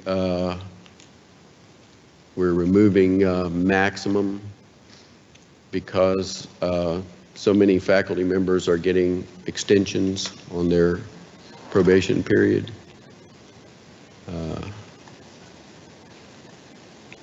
All these sections are moved to other places.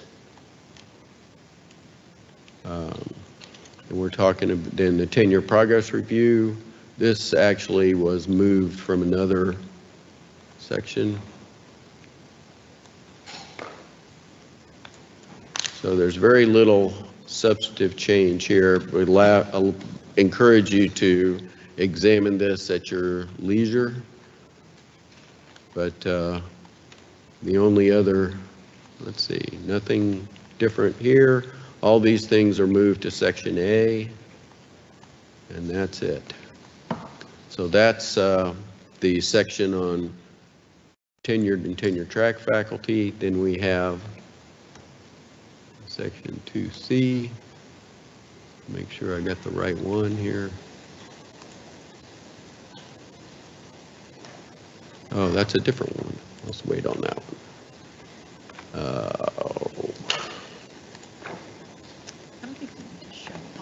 Right. And then we also have a section, this is our proposed revisions for the professional track faculty. Once again, this is all new language. This was developed by the Committee on Professional Track Faculty, and we'll let you take a look at those. As Professor Dockstader indicated earlier, we're going to have some town halls, so to give you opportunity to weigh in on these proposed changes.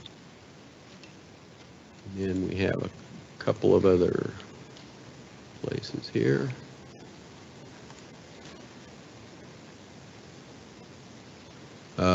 This proposal was originally developed by the Committee on Professional Track Faculty, but it has the full support of the Faculty Advisory Committee.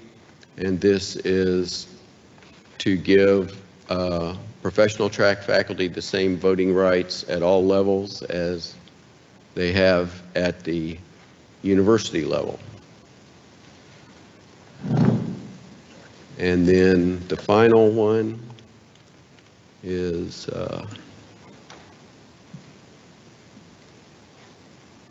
to expand the membership of the Committee on Professional Track Faculty, adding some additional members, going to 11 members, 6 professional track faculty members, 1 member from the UCTP, 2 members appointed by the provost, and 2 ex officio members, non-voting. So we'll let you take a look at those, and we'll be ready to move those changes at the next meeting. Okay. I have a question. Yes. Mr. Martinet, English? Yes. Are you planning on having another faculty town hall to discuss these changes? Actually, we're thinking maybe 2 faculty town halls. The professional track faculty? Yes, yes. And then that would include the changes to the committee membership? Because one aspect I would just want to flag for your consideration is that having just one representative from the College of Arts and Sciences may lead to problems because the College of Arts and Sciences is large and diverse, significantly larger than other units. So, Yep, we're perfectly happy to entertain proposals for modifications at the town halls. That's great to hear. Thank you. Another question? Marco Valtorta, Department of Computer Science and Engineering. Thank you for the summary of these proposals to be discussed in April. I would like to encourage Faculty Advisory Committee to be extremely careful about changing the language concerning the earned doctoral degree or the earned doctor's degree. It turns out that there are different opinions and views as to what a terminal degree is. We experienced that in the not too distant future, the not too distant past, when we went through a presidential search. Okay, so you will be surprised by how the law is unclear as to what a terminal degree is. So I appreciate that the current language talks about an appropriate terminal degree, but still I wonder whether there is a way to tighten that wording a little bit. Yeah, be happy to get your suggestions. Thank you. Thank you. Okay.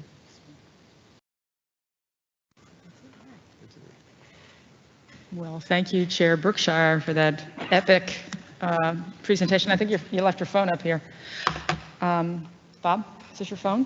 Your phone, Bob? Next on the agenda is the Senate Secretary. Hi, everybody. First of all, thank you to all the people who put in their names for membership on a committee. This year we had more names on the ballot than we have in the last 3 years. We had over 100 people saying they are willing to work on a university-wide committee. I think this really shows interest and excitement about where our university is going. There are 36 names on the ballot. The ballot is listed on the faculty website. And so we will be voting at the end of the week. The end of the week? No, in a week. Oh, in a week. You do have the opportunity to put your name on if you so desire. That's it. Thank you, Marianne. Let's see, I just want to get back, make sure I'm not missing anything on the agenda here. Oh. Apparently somebody closed out the agenda. Okay. I assume the next thing on the agenda is me, the report from the chair. Okay, thank you. So just a few comments and updates. You'll recall we had an issue last fall with me scheduling one of our faculty senate meetings on a high holy day in the Jewish faith. It was on Yom Kippur, which I still feel terrible about. So since then, the steering committee and I have been working on how to manage that. And it happens that the next meeting on April 1st is not 4th is the first day of Passover. So during that, it's not during the time of the holiday, but it's getting very close to it. And out of respect for our colleagues who are observant and want to get home in time to prepare for the beginning of the holiday, the steering committee has decided to make the accommodation that they can view the meeting online, participate online, and vote online so that they can be at home in the event the meeting goes long. Also, we discussed how long we would allow that meeting to go. Sunset isn't until after 7, but yeah, as you can see, we're getting into some pretty substantive issues now that we've also postponed the freedom of speech, expression, and academic freedom passage. We have even more to talk about next time. So we've determined that we do want to have a stop time for the meeting, and if we go beyond that, we're going to call have a called meeting after that April meeting to conclude our business. And that is important because we have faculty manual changes, and in order to get them into the faculty manual, we have to get them done before the general faculty meeting on April 25th, and then get them approved by the board. Otherwise, it'll be another 6 months delay on these changes. So I just want to alert you to the fact that our intention is not to go beyond 2.5 hours in general, not to go beyond 2.5 hours. And in particular, on an evening where it's a holiday, that we will end early, we will end on time and reschedule to continue the business in a called meeting within a week or two. And also related to that is to have a more lasting policy to address this type of issue, where we are going to make a revision to the standing rules, which right now state that we hold our meetings on the first Wednesday of every month, and that we will add some language in there to the effect of, in the event that that Wednesday falls on a holiday of restricted work, that is a day when people can't come to work if they're observing their holiday, that we will reschedule it within a week of the scheduled time. So we are working on that language. It's just yet another thing we're going to be bringing for you, because that is, the standing rules are in the faculty manual, so they require your approval as well. So just to give you a heads up on that. I also want to make a shout out. We are going to be electing our standing committee members. Very happy to, again, report we had pretty good turnout. I do want to point out we have 1,600 faculty, and we had 105 response to the survey. So we need more participation. We'd like to see more participation. There's yet another opportunity, however, because the University Tenure and Promotion Committee has its own election procedure, and that will be coming up in the coming weeks. So I encourage you to reach out to your full tenured faculty and nominate them, encourage them to serve. It is a heavy lift, but it's one of the most important roles tenure track faculty can play in governance. So I encourage you to encourage your colleagues, if not yourself, to stand for election for the University Tenure and Promotion Committee. And then the last thing I want to say is we just went through, and I suspect many of you have not had the opportunity to peruse the proposed changes that we'll be talking about next month. So you have now a month to do that. There are a couple of things I want to make sure you do, apparently did not happen in this last time, and that is to make sure this gets out to your faculty. So you are the senators, you have constituents you're responsible for. And so I encourage you to make sure they go out to your faculty. I also encourage you to caucus, right? So talk to your other senators in your unit or school or college. You should have a caucus. If you don't, please organize one. And talk together about this before you come to the Faculty Senate, so you have well-prepared remarks, and preferably you come to the FAC before you come to the Senate. To that effect, just like last month, we are going to hold 2 town halls about the proposed faculty manual changes. Those announcements should be going out soon, but I think we know what those dates are, do we not? The 16th and the 30th. They are both virtual and live. I think this time we're going to be at the Close Hip building for those of you who want to come in person. They're a bit freeform, so if you see something, first of all, read it now, like as soon as you get home. And if you see something, or your constituents see something, or your caucus sees something, bring it to us at the faculty town hall. Don't wait for us to bring it up. You can set the agenda at the town hall. It's for anything that's up for consideration for vote. So please prepare before the town halls come to the town halls so we can make whatever revisions you think we need to make. As you can see, we still had plenty to do.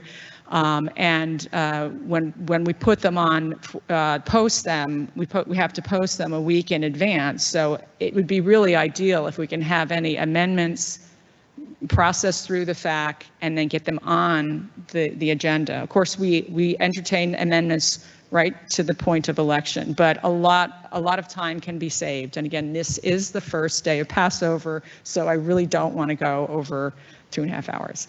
So please make sure you do your prep work. This is an important meeting that we're having next month, so make sure you do your prep work, and hopefully we can get through thumbs up or thumbs down pretty quickly. And I think that's all I have to remark on. So do we have any new business? Or wait, first we do old business, I think, right? This is new business? This is a question about your report. Oh, okay. Aaron Dicker, Department of English. I think I might be the only one in the room that kind of is in a situation like this, where I am both a professional track faculty member who's going to be voting at our next meeting about literally the language governing how I can be at this university, as well as a member of the Jewish Faculty and Staff Council that is utterly concerned about a meeting that's happening on the first night of Passover, considering we had a meeting on the holiest day of the year that was attended by the president and the provost, and no comment was made about that at that meeting. For my personal experience, planning a meal for 8 to 25 people takes more than a half hour. So my suggestion, and the suggestion from the Jewish Faculty and Staff Council, is the cap that you're imposing of a meeting starting at 3 and ending at 5:30 should be bumped up to either 4:30 or 5. 4:30 or 5? Okay, yeah, I've been actually communicating, very close communication with Meyer, who I think is representing you guys. Is that correct? Yes. Okay. So we've been going back and forth on this, communicating on this. My last communication with him was 5:30, and he seemed okay with that. Have you been in communication with him? And he said he's not okay with that, or is this just you?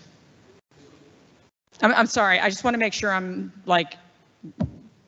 So we spent a lot of time at our last meeting last week discussing this, and the general consensus was 4:30 or 5. 4:30 or 5. If Meyer provided in a recent correspondence with you 5:30, that is him being a nice person trying to make concession. Oh, okay. All right. I say 5, if that's okay with you guys. And I don't think any of us object to that. Frankly, I want to make sure we aim for 5 or 5:30 at the max for any given meeting. And if we can't get our business done, we will push it to the next meeting, or if it's really pressing, we will have a called meeting. So 5 sound good. I'm going to get back to you guys, make sure we've got that right. Any old business? New business? Before we make a motion to adjourn, are there any nominations for standing committees? No more nominations. All right. Well, I will entertain a motion to adjourn. Second? All right. No opposition? We're done. Thank you. Eric. So Eric